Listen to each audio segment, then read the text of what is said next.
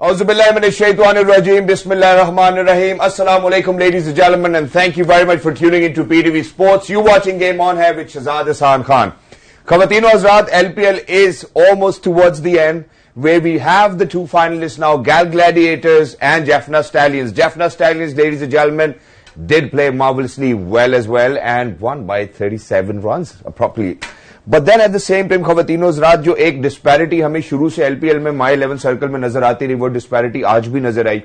वो कॉम्पिटिशंस नहीं नजर आए हमें इस पूरे एलपीएल के दौरान, जिसमें हम कहते हैं कि यार wow what a nail biting finish, यार क्या मजेदार किस्म का मैच हुआ है। वो उस तरह की परफॉर्मेंसेज ऑब्वियसली नहीं नजर आई, क्योंकि Jaffna stallions gave one sided, it was a one sided match Indeed, और उन्होंने कोशिश की कि वो जितना जल्दी विक्ट्री अपने नाम करा लें उसको कर लें। But towards the and ladies and gentleman वही बात हुई जहां पे हमने पहले भी जिक्र किया था कि 7th ओवर से लेकर 15th ओवर के बीच का जो गेम प्ले है, वहां पर कोई पार्टनरशिप बनना जरूरी है, वहां पे विकेट्स रोकना जरूरी है, और वो नहीं हो सका।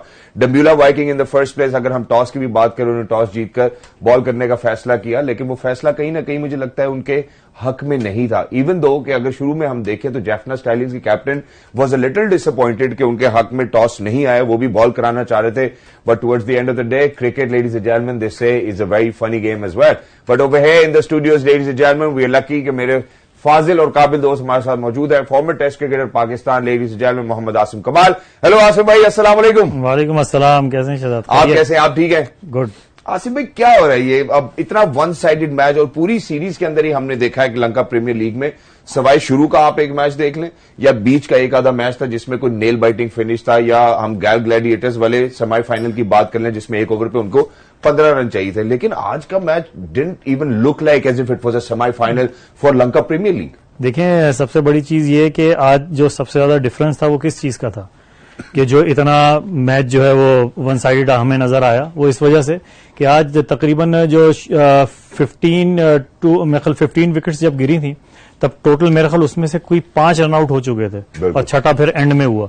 तो ये एक बड़ा डिफरेंस था, और ये कैलकुलेशंस जो है ना, जब आप एक प्रेशर मैच खेल रहे होते हो तो वाजे नजर आती हैं कि जो भी अपने नर्व्स पे कंट्रोल करता है वो विक्ट्री जो है का जो हकदार कहलाता है। जो कि आज जैसा कि मैं समझता हूं कि टॉस जीत के डम्बुला वाइकिंग ने जैसे बॉलिंग का फैसला किया था, तो जिस तरीके से मैं आपकी बात कर रहा हूं, लेकिन जिस टाइम ये टॉस हो रहा था मैंने आपको उस टाइम भी कहा था कि अगर पहले बल्लेबाजी कर लेते तो एडवांटेज होता। आपने कहा नहीं यार, इस पिच के ऊपर बॉल ही करानी चाहिए। देखें, ये आप ये देखें ना, डिसएडवांटेजेस क्या थे, वो यही थे ना कि रनआउट्स कितने हुए, और उनके भी आप डम्बुला जब चेजिंग पे जब कोई साइड जा रही होती है, अब अगर आपके 3 रनआउट हो जाते हैं तो आपकी तो टीम वैसे खत्म हो जाती है। तो दूसरा सबसे बड़ी चीज ये, अगर आप जैफना की वो देखें तो थ्रू आउट सर्किल बहुत आउटस्टैंडिंग खेले, ठीक है।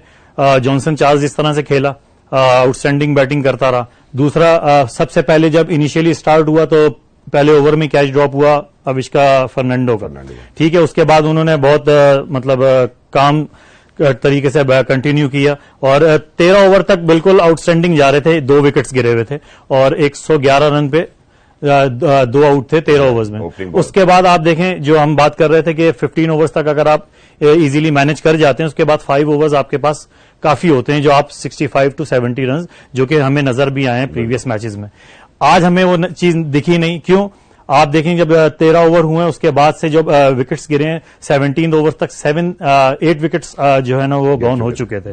तो ये देखें, ये चीज होती है कि जब आपके ऊपर थोड़ा सा प्रेशर बिल्डअप होता है और विकेट्स पे विकेट गिरती हैं तो फिर ये सिचुएशंस आ जाती हैं। फिर भी लेकिन उन्होंने स्टिल बेहतर मैनेज किया और एक रिस्पेक्टेबल टोटल 166 का जो है वो दिया टारगेट, जो कि मैं समझता हूं कि ये टारगेट अचीवेबल था, ऐसा नहीं था। लेकिन जो है इनकी जो समझ लें कि डम्बुला वाइकिंग की एक सबसे बड़ी चीज ये कि उनकी बाद में जो है जिस तरीके से उन्होंने बॉलिंग की और जिस तरीके से आउटस्टैंडिंग फील्डिंग की, और खासतौर पे मैं अनवर अली का नाम जरूर लूंगा, जिस तरीके से उसने 3 आउटस्टैंडिंग कैचेस लेके ये इतना मतलब समझ लें 166 का जो टोटल जो है ना उसमें रिस्ट्रिक्ट किया। और ये टोटल ऐसा नहीं था कि ये अचीव नहीं हो सकता था, लेकिन वही वाली बात है, सबसे बड़ी चीज जब उनकी सेकंड बैटिंग की अगर आप बात करते हैं तो डम्बुला वाइकिंग के जो मैं समझता हूं कि जो टीम को जो नुकसान पहुंचा वो थरंगा की डॉट बॉल्स की वजह से हुआ, जो कि उन्होंने तकरीबन मेरे ख्याल थरंगा ने जो डॉट बॉल खेली मेरे ख्याल 38 डॉट बॉल्स हैं,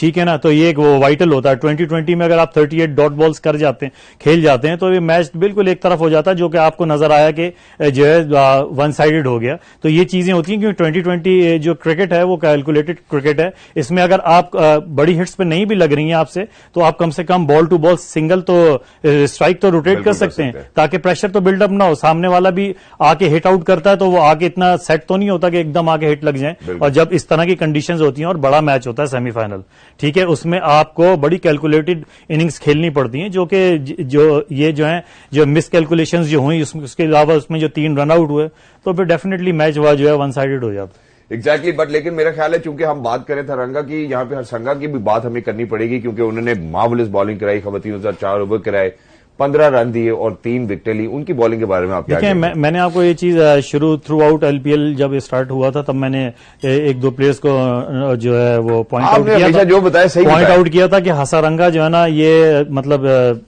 फ्यूचर स्टार है, ये हंसाएंगे अपनी टीम, ठीक है ना। ये मतलब आउटस्टैंडिंग ऑलराउंड परफॉर्मेंसेस ने दी है, और जो उसकी वहां की कंडीशंस हैं, जो श्रीलंकन कंडीशंस हैं, तो वहां के लिए तो बहुत ही बेस्ट है ये। और जिस तरीके से उसने बॉल किए, जिस तरीके से और दिलेराना बॉलिंग की, ये के लूप के साथ बॉल किया, शॉट खाने से डरा नहीं, जिसका उसको फायदा हुआ, और उसने बिल्कुल जो मैं समझता हूं कि आउट क्लास कर दिया। इसी के साथ मेरा ख्याल है कि हमें सबसे पहले जेफना स्टाइलिन्स के उन 2 खिलाड़ियों के ऊपर नजर डालनी चाहिए, लेडीज एंड जेंटलमैन, जिनकी पार्टनरशिप की वजह से शायद जेफना स्टाइलिन्स जो है वो फाइनलिस्ट बने आज।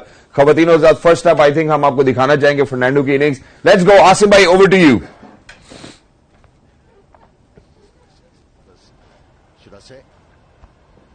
पहले ओवर में जो कैच ड्रॉप हुआ, उसके बाद जिस तरीके से उन्होंने बैटिंग की थ्रू आउट, क्योंकि अच्छी फॉर्म में थे, एक आधा मैच इनका जो है वो नहीं अच्छा गया, लेकिन जिस तरीके से ये क्लीन हिटिंग करते हैं और full face of the bat के साथ खेलते हैं, आउटस्टैंडिंग, और ये श्रीलंका को भी रिप्रेजेंट कर चुके हैं। बहुत खूबसूरत, मतलब टाइम बहुत है इनके पास।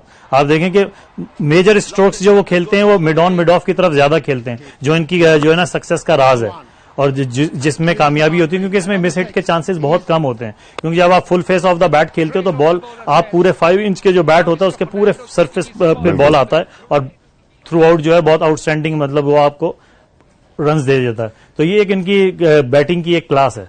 39 ऑफ 26 बॉल्स, अच्छा, मेरे ख्याल है थोड़ा सा इससे और भी बेहतर खेल सकते थे। आपको क्या लगा कि ये अर्ली ऑन क्यों वापस चले? नहीं, देखें, वो आउट इसलिए हो गए क्योंकि जब एक ऐसा बॉल था जो थोड़ा सा खिंचा हुआ बॉल था, और वो उसको मिड ऑन पे मार गया। हालांकि अगर वो उसको थ्रू आउट मतलब मिड विकेट की तरफ पूरा स्लैश करते, तो वो बहुत अच्छा टाइम हो जाना था। क्यों मिड ऑन पे मारा, तो वो ज्यादा पूरे ब्लेड पे बॉल आया नहीं। एग्जैक्टली, लेकिन खवतीनों इसी के साथ आपको एक और इंटरेस्टिंग बात बताऊं कि जब जॉनसन चार्ल्स जो है वो खड़े रहे और गालबन 70 एक स्कोर वो बना चुके थे, तो हमारे प्यारे आसिम भाई ने कहा कि ये सेंचुरी कर लेंगे आज और 200 का टारगेट होगा ये। वो अनफॉर्चुनेटली सेंचुरी तो नहीं कर पाए, but whatever he did in this T20, particular this match, I think it was phenomenal as well. So let's go, let's take a look at his innings as well. Asim bhai, over to you. Johnson Charles जो है वो बहुत अच्छे match में comeback कर गए हैं ये, वरना इससे पहले इतने ज्यादा स्कोर इन्होंने नहीं किया था। जिस तरीके से आज जिस कमांडिंग पोजीशन में आके जिस तरीके से इन्होंने इस पोजीशन को ग्रैब किया, आउटस्टैंडिंग बैटिंग की है। और सबसे बड़ी चीज है, जो शॉट्स खेले हैं वो गैप्स में गए,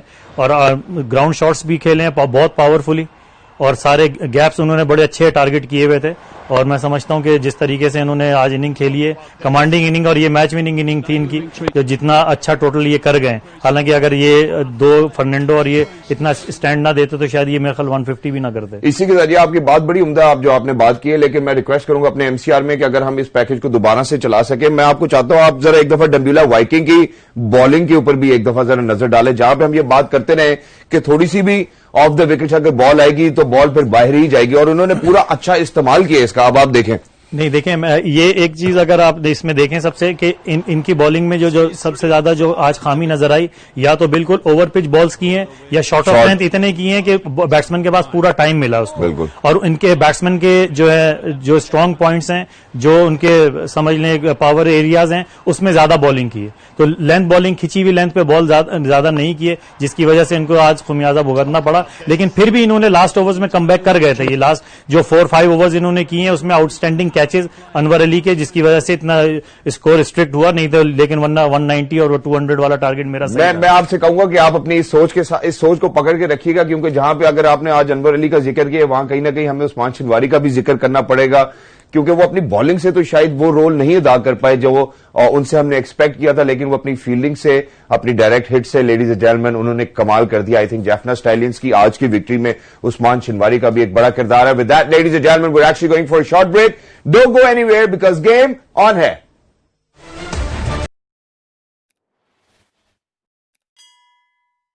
Vikings, it wasn't really a very tough match as well, but Dumbula Viking, I think, मेरा ये मानना है कि उन्होंने टॉस जीतकर अगर चूज किया कि वो पहले फील्ड करेंगे, ये मेरा ख्याल है उनके लिए काफी नुकसानदेह हुआ। बट देन जाफना स्टालियंस ने पहले बल्लेबाजी करते हुए 165 रन का हदफ दिया, 166 टू विन।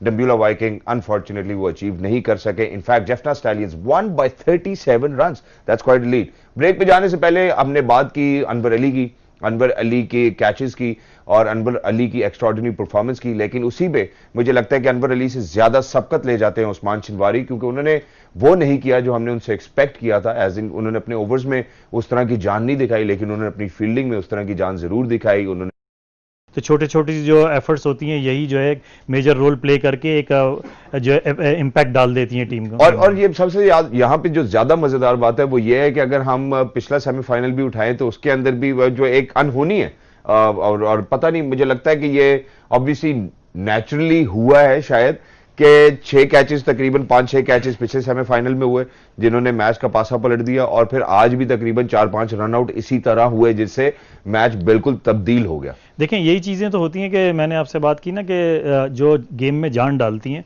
और एक टीम को वापस मैच में लेकर आती हैं। अब हम प्रीवियस सेमीफाइनल की बात करते हैं तो उसमें तो समझ लें एक टेबल टेनिस लगा हुआ था कि भाई एक दफ़ा तुम जीत जाओ, नहीं तो हम जीत जाएं। तो वो उसमें बस ये कि ग्लैडिएटर्स के जो है स्टार्स जो ऊपर थे वो जीत गए। हालांकि जितना उनका इंजरी प्रॉब्लम हुई है, तो मैं नहीं समझता था कि अच्छा ही हो गया कि वो सेमी फाइनल के लिए क्वालिफाई नहीं किया, वरना वो फाइनल में फिर बिल्कुल वन साइडेड ही गेम खिलाते, क्योंकि मेजर तो तमाम प्लेयर उनके जो है वो इंजरी प्रोन हो गए थे। एग्जैक्टली इसी के साथ चूंकि आप ये बात कर रहे हैं, हमने जाफना स्टालियंस के खवातीन हज़रात दोनों ओपनर्स की जो हमने आपको इनिंग्स भी दिखाई, मुझे लगता है यहाँ पे ये बहुत जरूरी है, चूंकि हमने हसरंगा की भी बात की है कि हम डम्बुला वाइकिंग्स की फॉल ऑफ विकेट्स दिखाएं। अर्ली ऑन इन्होंने काफी विकेट्स लूज कर दी by 69 run. I think they already lost 4 wickets और 70-75 के पास शायद 5-1 विकेट वो लूज कर चुके थे। तो आइए डम्बुला वाइकिंग्स का फॉल ऑफ विकेट। स्टार्टिंग में लेकर आई है, स्मिथ से चांस लिया इन्होंने, लेकिन इतना इफेक्टिव नहीं रहे, और एक ऑन साइड पे खेलने की कोशिश और टॉप पेज लगा और थर्ड मैन पे कैच हुआ। तो ये मैं समझता हूँ कि मिस कैलकुलेशन थी शनाका की, कि इतना इनको जैसे वो नंबर 2-3 पे, मतलब 3 नंबर पे आते थे तो वो ज़्यादा बेहतर था मेरा ख्याल में, तो उसमें चांस मिल जाता। लेकिन ये बड़ी ब्रेव बॉलिंग की है सिल्वा ने इसमें, कि जिस तरीके से उन्होंने फ्लाइट और बिल्कुल मैं कह रहा हूँ कि निडर होकर बॉलिंग की है। सर्किल में भी इनके स्पिनर्स ने और बड़ा अच्छा रिस्पॉन्ड किया है कप्तान को, जिस तरीके से उन्होंने फील्ड प्लेसिंग की और जो उनको होमवर्क दिया उस बिल्कुल प्लान पे पूरा उतरे हैं। और ये बड़ी वाइटल विकेट थी डिकवाला की, जिस तरीके से राउंड द स्टम्प्स आके उन्होंने जो है बॉल किया, और ज़बरदस्त विकेट, क्योंकि ये प्लेयर ऐसा था कि ये इम्पैक्ट अपना छोड़ सकता था, एक अच्छा फिनिशर भी और है, ये लंबे अरसे तक खेलने वाला खिलाड़ी भी है। नहीं, और इसकी शॉट सिलेक्शन बहुत अच्छी है। लेकिन ये पहला बॉल ऐसा था ये जो मिड ऑन पे खेला और अगेंस्ट द स्पिन खेला, तो ये इनके आउट होने की ज़्यादा मेजर वजह बनी।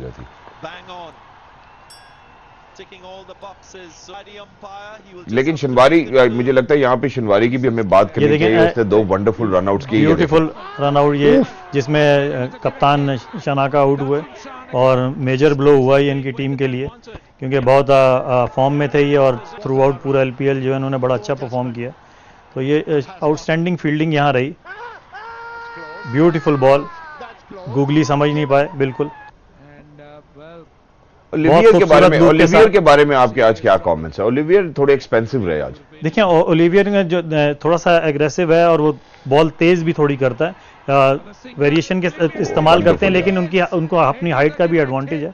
तो बॉल अक्सर उनका ये तो सीम हिट होता है, तो फिर वो बॉल तेज आता है तो गेंद बैट पे जल्दी लगता है। तो ये एक और रन आउट शिनवारी का, ये वो पॉइंट्स थे जिनकी वजह से आज डम्बुला वाइकिंग जो है अपने टारगेट को अचीव नहीं कर पाई, और एक बड़े मार्जिन के साथ इस बड़े गेम में 37 रन से हार गई है।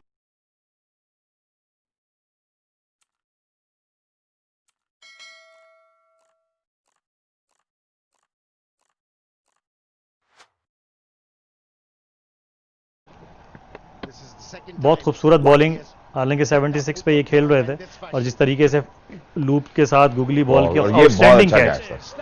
और इनफैक्ट ये कैच पकड़ते हुए मुझे आसिम भाई ने ये भी बताया था कि इसी तरह के एक कैच पकड़ते हुए इनकी अपनी उंगली भी टूट गई थी, तो ये, और बताने का पॉइंट यही था कि ये कैच मुश्किल था। बहुत ही अच्छी यूनिट के साथ आज नजर आए, और इसमें भी शिनवारी का हिस्सा रहा, एक 2 रन आउट और 1 कैच, तो बहुत अच्छा एक यूनिट के साथ आज जेफना की टीम जो है खेलती हुई हमें नजर आई, और ये आखिरी विकेट थी। और कैप्टन भी, बॉडी लैंग्वेज भी इवेंचुअली 5-6 विकेटों के बाद ये काफी रिलैक्स भी हो गए थे। मैंने आपसे कहा ना कि जब आप स्टार्टिंग सर्किल में अगर आप विकेट अपनी थ्रो ना करो ना, तो फिर ये एक एडवांटेज हो जाता है कि आप गेम को लंबा करते हैं और फिनिशिंग टच पे अच्छा ले जाते हैं। जब आपके इनिशियली स्टेज पे आपके सर्किल में 3 आउट हो जाएं या 4 आउट हो जाएं, तो फिर मार्जिन ऑफ समझ लें फिनिशिंग इतनी अच्छी नहीं रहती। बहुत एक्स्ट्राऑर्डिनरी कोई हिटिंग हो जाए कि लास्ट 5 ओवर्स में 65 to 70 रन बन जाएं, तो एक अच्छा टारगेट मिल जाता है अपोनेंट को, लेकिन ये कि बहुत कम होता है। मेरा ख्याल है कि जो अब चीजें हो चुकी हैं ख़वातीन और हज़रात, उनको रखते हैं पीछे पास्ट में और आगे बढ़ते हैं। ख़वातीन और हज़रात, on the 16th of December 2020 it's going to be the final of Lanka Premier League, or My 11 Circle for that matter, in Hambantota, Sri Lanka, Mahinda Rajapaksa International Cricket Stadium. And both the finalists are Gal Gladiators and Jaffna Stallions. Jaffna Stallions, on the other hand, looks very tough. Gal Gladiators are picking themselves up as well and making sure that they play as one unit. लेकिन क्या expectations है अहमद भाई आपकी? आसिम भाई देखिए, expectations तो अब final है, बड़ा मैच है, और हम ये चाहते हैं कि एक्साइटिंग हो, मतलब वन साइडेड ना हो। ये मतलब हम एक्सपेक्ट भी कर रहे हैं कि इस तरह की परफॉर्मेंसेज आए। क्या गैल ग्लैडिएटर से आप इस तरह की परफॉर्मेंस एक्सपेक्ट कर सकते हैं? उनसे वो तो बिल्कुल, इस वक्त तो आप कुछ भी एक्सपेक्ट कर सकते हैं उनसे, क्योंकि जिस तरीके से वो टूर्नामेंट में वापस आई है टीम, तो अनप्रेडिक्टेबल थी, एक बिल्कुल मतलब लग नहीं रहा था, लेकिन जिस तरीके से एक वो यूनिट बन के खेले, और सेमीफाइनल से पहले भी जो मैच खेले उसके बाद सेमीफाइनल में आए, और अब फाइनल में, तो ये देखें day by day performance change होती रहती है, लेकिन ये कि हर डे जो है वो न्यू होता है, और क्रिकेट में कुछ भी हैपनिंग है, तो अब वो ये देखना है कि जो अपने नर्व्स पे कंट्रोल करेगा और अच्छी डिसीजन ले जाएगा। जो देखना क्या है, अभी देखते हैं ना, अभी हम जितने भी लोग देख रहे हैं उनको बताते हैं। मैं चाहता हूं कि आज आप एक ऐसा एक्सपर्ट ओपिनियन दें, क्योंकि हमने जेफना को भी मैचेस खेलते हुए देखा है। जेफना ऑब्वियसली पॉइंट्स टेबल के ऊपर भी लीड करते रहे इन बिटवीन। गैल ग्लैडिएटर्स नीचे से